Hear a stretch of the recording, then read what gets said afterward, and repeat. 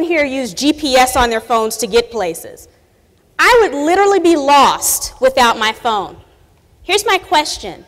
Is there anyone in here who sleeps with their phone? Be honest.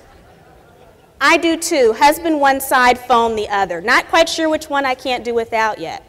I promise to take everything that I've heard about social media and put it on a shelf. I am open. I am open. I am open. Okay. So we're going to look at the 3 best social networks for disaster preparedness, okay? Now, are there many social networks? Of course there are. There are literally thousands. But you can't be on all of those social networks. Just like you're not a member of 20 professional organizations, you should not attempt to join all of these just because someone tells you you should be there. There are some that are going to be better suited for some people in this room than others. So again, we're going to look at Facebook, Twitter, and YouTube. I have a somewhat alarming, possibly disturbing piece of information for you. Out of the 6 billion people on the planet, 4.8 billion own a mobile phone and only 4.2 billion own a toothbrush.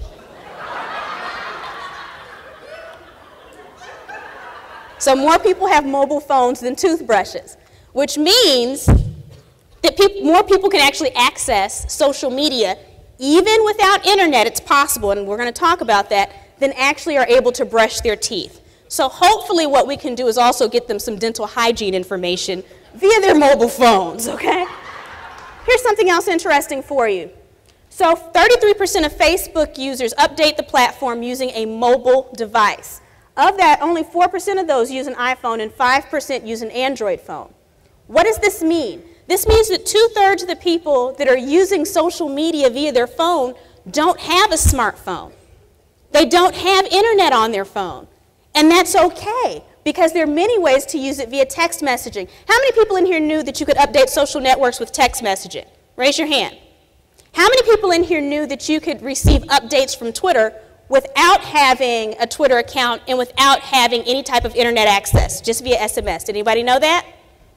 So this becomes really important to you all in the room, and we're going to get into the specifics on that, because what this means is that if you're trying to get information out in an emergency, it doesn't matter if the people that you're trying to reach have internet access. It doesn't matter if they have Twitter accounts. You can still get information out to them via that form in case of an emergency. That's what we're going to take a look at. How many people in here know that the key to being successful in business is building great relationships? Raise your hand. So if you become a resource and not just someone that your clients are doing business with, they're going to look at you differently. I'll give you an example. So I'm following the Tornado Conference on Twitter this morning, okay? And it just so happened there's a gentleman in the room tweeting, and he represents the insurance company that my family's used for 4 generations. And he put a tweet up about how you should wear a helmet in a tornado because over 50% of injuries happen, as head injuries. I didn't know that. That's useful information.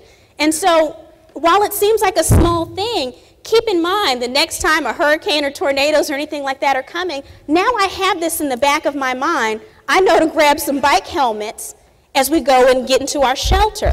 That's huge. Now, how do you think I feel about this person and this company that my family has already been with for so long? They've given me a life-saving tool. And on top of that, I'm now going to go and share that with more people via social media, crediting this person. Think about if this is you. Think about how that makes people feel when you become that resource, okay? Here's another alarming statistic for you. People are 3 times more likely to watch a 30-minute infomercial than they are to read a 1,500-word article. It's actually expected in the next 2 years, 80% of online searches will be for video. Not articles, not regular written content. So start to think, if there's information that I'm trying to get out there, how can I put this into some type of video snippet and share it via social media? And I can speak from personal experience. When the power goes out or when you lose those resources, you still have your phone. As long as the cell towers are still up, you still have your phone.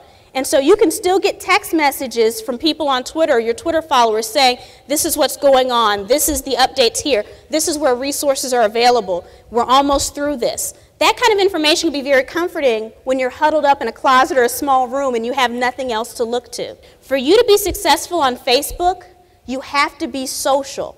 So you have to have an edge of care. You have to hit emotional triggers to be successful on Facebook. That's how it works. So start to think about what will resound with people. You know, the video that Mike showed was very, very powerful. You know, I started getting shivers looking at this huge tornado, and then when the power lines were hanging down over him as he was driving through it, that type of thing gets people's attention. You know, and at the end, if they said something about, you know, make sure you're prepared next time, have these things in your kit. That's all important.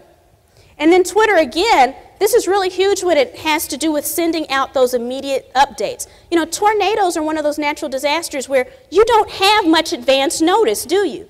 You know, people of all ages can leverage this, so I don't want anyone to think that their age or their lack of prior knowledge restricts them from using social media strategically, because it really doesn't.